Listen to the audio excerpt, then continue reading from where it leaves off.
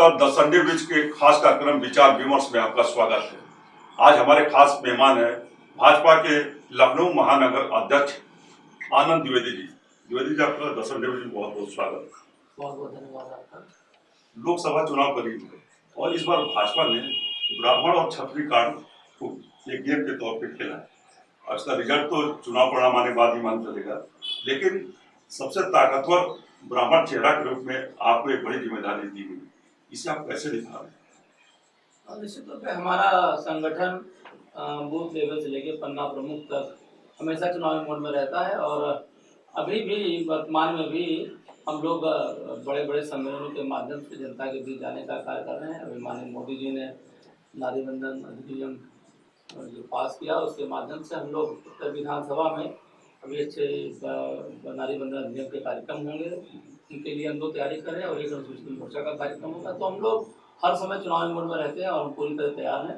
Bharatiya Janata party संगठन ने शीर्ष नेतृत्व ने जो जिम्मेदारी सौंपी है, इसका हम पूरी तरह से निर्वहन करेंगे। आप लखनऊ के भी हैं और खासकर देखा जाए तो हर आदमी चाहता है कि हमारे करियर फला तो आप शुरू से पॉलिटिशियन बनना चाहते थे या सपना कुछ और था? नहीं, ऐसा कुछ नहीं था। हमारा जो मूलतः घर है वो हरदोई का है और मैं एक अध्यापक का बेटा रहा। मेरे पिताजी इंजीनियर में प्रधानाचार्य थे, तो कभी ऐसा सोचा नहीं, बस संघ की विचारधारा से जुड़े हुए थे प्रारंभ से ही। और जब मैं यहाँ आया तो 96 में राजनीतिक सफर शुरू हुआ। मैंने ऐसा सोचा नहीं था कि इतनी बड़ी जिम्मेदारी कभी संगठन देगा, परंतु ये जिम्मेदारी दी है, इसको अच्छे से निर्वहन करूँगा और पार्टी की नीति रीतियों को आगे बढ़ाने का कार्य करूँगा। ऐसा सुना है कि आप लगभग 40 वर्ष से संघ से जुड़े हुए हैं और सक्रिय कार्यकर्ताओं के रूप में आपको जाना जाता है। क्या उसी का परिणाम है कि ये जिम्मेदारी आपको दी गई? निश्चित तौर पे भारतीय जनता पार्टी एक ऐसी पार्टी है जिसमें एक बूथ लेवल का जो कार्यकर्ता होता है वो महानगर अध्यक्ष और महानगर अध्यक्ष से लेकर वो प्रदेश अध्यक्ष और प्रदेश अध्यक्ष से वो राष्ट्रीय अध्यक्ष तक पहुँच सकता है। ये भारतीय जनता पार्टी में ही संभव हो सकता है, अन्य दलों में संभव नहीं है। इसलिए भारतीय जनता पार्टी की विचारधारा को लेकर के जो भी व्यक्ति हमारे संगठन में जुड़े हैं, विश्व की सबसे बड़ी पार्टी के रूप में हमारी पार्टी जुड़ी है, तो सभी कार्यकर्ताओं का सवाल लेकर जो जिम्मेदारी सौंपी जाती है, व्यवस्था है, उस व्यवस्था में जो बदलाव होता है उसका समय समय पर हम सभी लोग निर्वहन करते हैं। आपका मतलब परिवारवाद यहाँ नहीं चलता, क्योंकि आपके फैमिली बैकग्राउंड में पॉलिटिशियन कोई मेरे ख्याल से नहीं।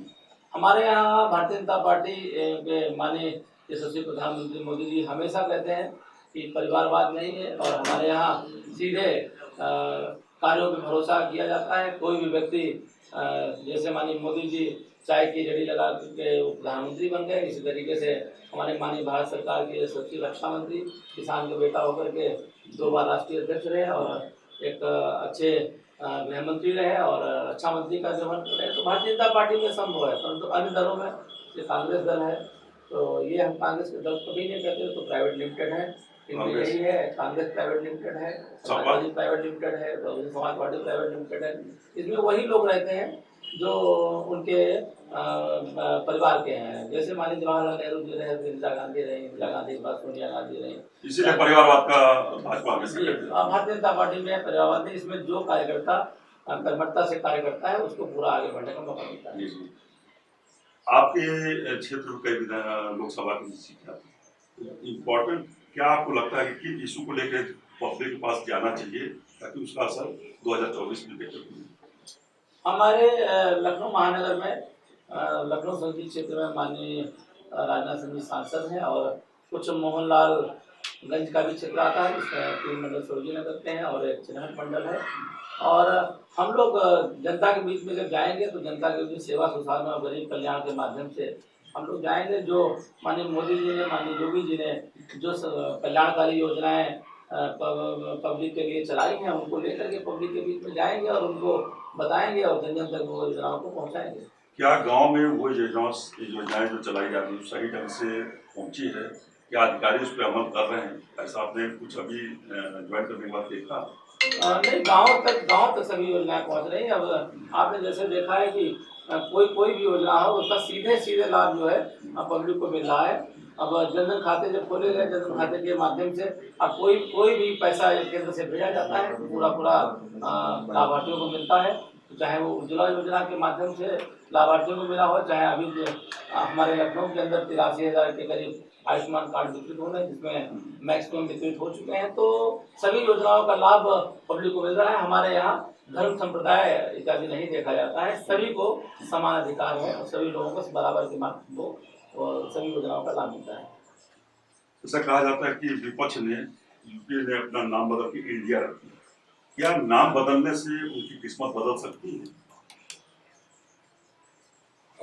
मैं कहना चाहता हूँ कि नाम बदलने से क्या होता है, ये तो आप भी जानते हैं कि पूर्व में भी गठबंधन इन लोगों ने किया, पूर्व में भी गठबंधन किया, गठबंधन करके पूर्व में सपा और बसपा भी गठबंधन में आई। आपने देखा कि कितना इन लोगों ने, मैं नहीं लगता है कि ये गठबंधन बहुत लंबा चलने वाला है। ये गठबंधन ये ठगबंधन है और ये जल्दी ही समाप्त हो जाएगा और इससे भारतीय जनता पार्टी को कोई असर होने वाला नहीं। मतलब इंडिया को अपने गठबंधन एक ठगबंधन का नाम दिया, एक नया नारा इन्होंने दे दिया है।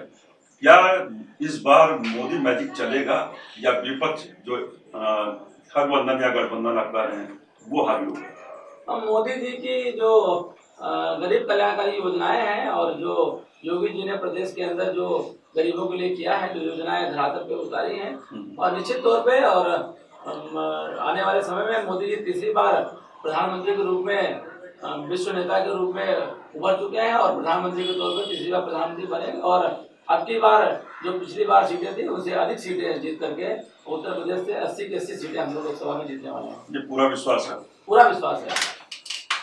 क्या इंडिया का नाम भारत रखना चाहिए? जहाँ तक इसका प्रश्न है कि इंडिया एक अंग्रेजों के द्वारा दिया गया नाम रहा और भारतवर्ष हमारे पूर्वज जो हमारे भरत थे उनके नाम पे था।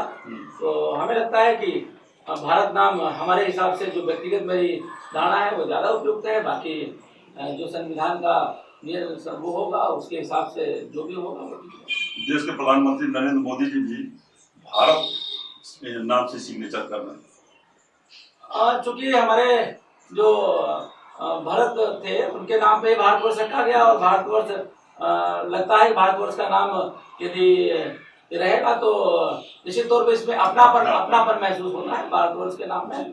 तो इंडिया के नाम में थोड़ा सा ऐसा प्रतीत होता है कि ये अंग्रेजों का दिया हुआ नाम है, परंतु भारतवर्ष जो है अपनापन का नाम लगता है। बाकी संविधान में जो भी इसकी व्यवस्थाएं होंगी उसके हिसाब से ये आगे तय होगा। ये जो जाति जनगणना जो इस समय चल रहा है इसमें कहाँ तक इस्तेमाल किया, क्या इलेक्शन में ये प्रभाव डालेगा? देखिए हमारे भारतीय जनता पार्टी में कभी भी हम लोग जाति को लेकर के कभी भी ऐसा विचार नहीं करते। कोई भी योजनाएं हैं वो समान रूप से सभी जातियों पर गरीब पे लागू होती है। तो हमारे उत्तर प्रदेश के अंदर और लखनऊ के अंदर ये जातियों का कोई असर होने वाला नहीं है। और यूपी के खासकर इलेक्शन में देखा जाता है कास्ट फैक्टर ज्यादा मायने रखते हैं। और उत्तर प्रदेश में मैं मानता हूँ लोकसभा की 80 की 80 सीटें जीत करके हम लोग आएंगे, उसका कोई असर नहीं पड़ने वाला। तो जाति समीकरण ये जो विपक्ष चल रहा है वो कुछ फायदा देगा उन लोग को? देखिए विपक्ष हमेशा कुछ नकारात्मक चीजें ला करके समाज को विभाजित करने का कार्य करता है, परंतु भारतीय जनता पार्टी के कार्यकर्ता सभी चाहे किसी जाति का वर्ग का विशेष का हो उसके पास जाते हैं और जाकर के सभी के सुख दुख में खड़े होकर के रहते हैं। तो इसका असर उत्तर प्रदेश में नहीं पड़ने वाला है और मैं मानता हूं कि उत्तर प्रदेश की जो 80 सीटें हैं 80 की 80 सीटें भारतीय जनता पार्टी जीतने वाली है। अच्छा, आपके ऊपर जो जिम्मेदारी थी तो आप शहर और गांव दोनों के बीच में ऐसा किस टाइप से मीटिंग कर रहे हैं या चौपाल लगा रहे हैं जो विपक्ष करने में नाकाम साबित हो, तो वो नहीं कर पाएंगे? हमारा भारतीय जनता पार्टी का संगठन सदैव सकारात्मक मोड में रहता है और हमेशा सक्रियता में रहता है। अभी हमने सेवा सुशासन और गरीब कल्याण के माध्यम से जो माननीय मोदी जी का सेवा पखवाड़ा रहा उसमें हम लोग गांव में भी और शहर में भी हम लोग अनुसूचित बस्तियों में जाकर के और वहां जाकर के उनके बीच में चौपाल लगा करके उनके बीच में रह करके उनके दुख सुख की बातें की और जो उनका निराकरण समस्याओं का रहा उसको हम लोगों ने दिया। तो हम सदैव समाज के बीच में जाते रहते हैं और सदैव हम लोगों की चिंता किया करते हैं। तो अभी जैसे हमने आप बताया पूर्व में बताया कि अभी हम लोग महिला उसके ऊपर में हम लोग पूरे विधानसभा में जो हम लोग 2000 की एक विधानसभा में 2000 की संख्या का एक सम्मेलन करने वाले हैं और एक बड़ा सम्मेलन क्षेत्रशाह लगभग 1 लाख का सम्मेलन वो हम लोग क्षेत्रशाह करने वाले हैं। तो लगातार हमारी पार्टी इन सब कार्यों में रहती है और समाज के विभिन्न वर्गों में जाकर के अपने कार्यों को निष्पादित करने का कार्य करती है। अभी ब्रजेश पाठक जी डिप्टी ने कमेंट किया कि अखिलेश जी तो ये अखिलेश यादव जी पूर्व सांसद हैं, उनको ओलंपिक में जाना चाहिए, एशियाड में जाना चाहिए। इस पर अखिलेश जी का पलटवार था, उन्होंने कहा कि मैं सर्वेंट डिप्टी सीएम से बात नहीं करता। इसका क्या मतलब? एक लोकतांत्रिक पद को यदि कोई नेता ऐसा करता है तो ये बड़ा निंदनीय है। हमें लगता है ऐसा कहना उनकी मानसिकता को दर्शाता है। कहा गया है रामायण में जाती रही भावना जैसी पूर्ण देखी थी, तो इनकी भावना ही ऐसी है।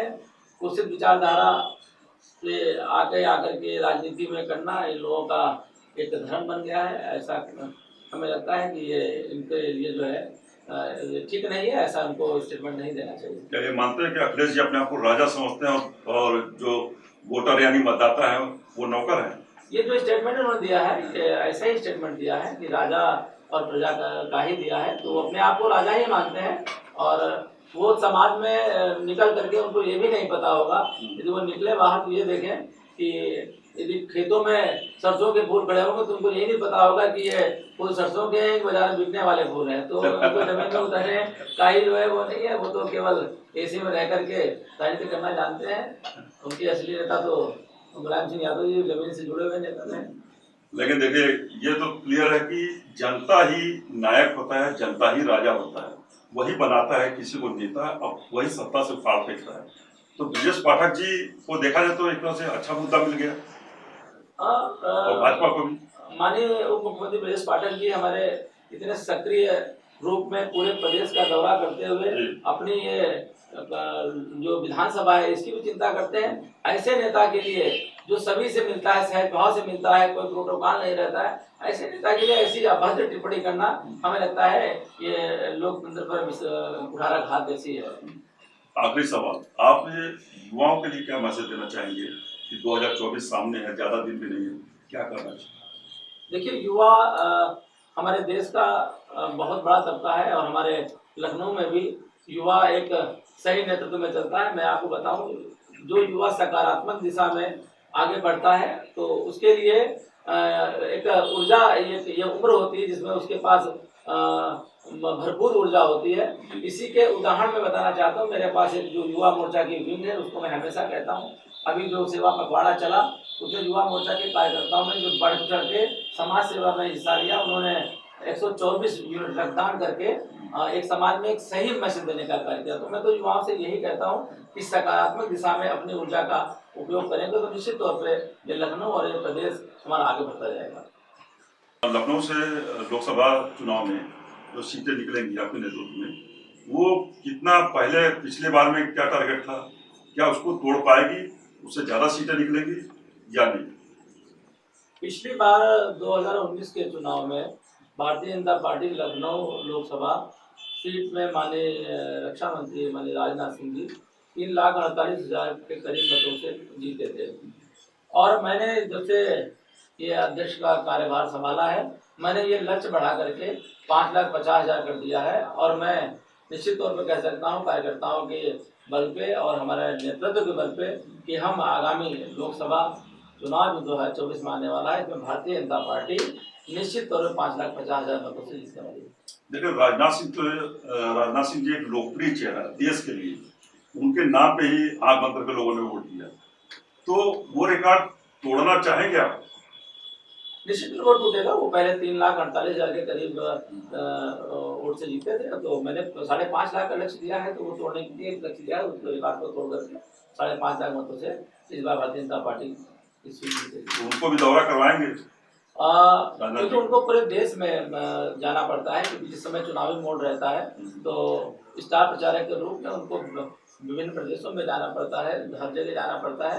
तो उनका आशीर्वाद यदि हमारे ऊपर मिला हुआ है, बस क्या होता है कि मैं उनके चरण छू करके शुरुआत करूंगा, तो उनको आने की आवश्यकता भी नहीं पड़ेगी। हमारी पब्लिक और सभी लोग जो है जानते हैं कि उनको पूरे देश में भ्रमण करना पड़ता है, और वो तन्मयता से हम सभी कार्यकर्ता लग करके जितवाएंगे। सब कार्यकर्ता चुनावी मोड में अभी से तैयार है, जिस समय चाहे चुनाव लड़ सकते हैं। यानी तो मतलब कि आप लक्ष्मण की भूमिका में, राम की भूमिका में राजनाथ सिंह जी होंगे चरण छूटे। मैं बेटे की भूमिका में हमेशा रहता हूं, और हमारे पिता समतुल्य हैं और हमको आशीर्वाद दिया है। भारतीय जनता पार्टी के जो वरिष्ठ नेता है वो हमारे पिता के रूप में रहते हैं। हमारी जो पार्टी का स्ट्रक्चर है लखनऊ का, वो इतना जबरदस्त है, तो चाहे वो मुख्यमंत्री माननीय ब्रजेश पाठक जी हों, और चाहे जितने हमारे विधायक यहाँ पर हैं, महापौर हमारे यहाँ पर हैं, ये इतना बड़ा स्ट्रक्चर है। और हमारे 80 पार्षद हैं, ये सब पार्षद और मंडल अध्यक्ष और इस संगठन की जो नींव है इतनी मजबूत है कि ये सभी लोग माननीय जी के आशीर्वाद लेकर के सभी एक साथ जुट पड़े और अच्छा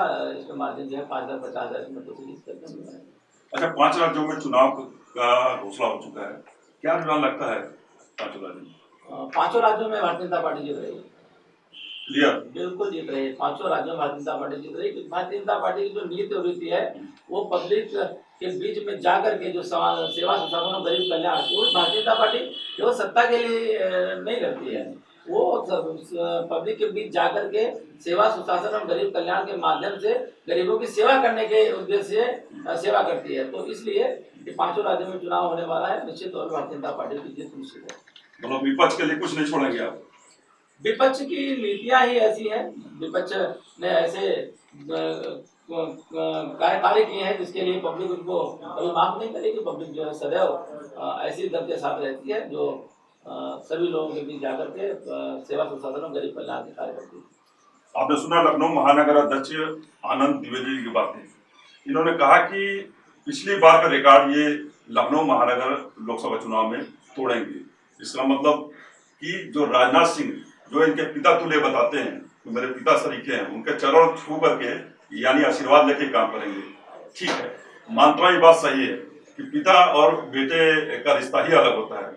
रिकॉर्ड तोड़ना एक बड़ी बात है, देखना होगा कि आगे क्या होता है। कैमरामैन अक्षत के साथ Sanjay Purviya, the Sunday news, India express news, Lucknow.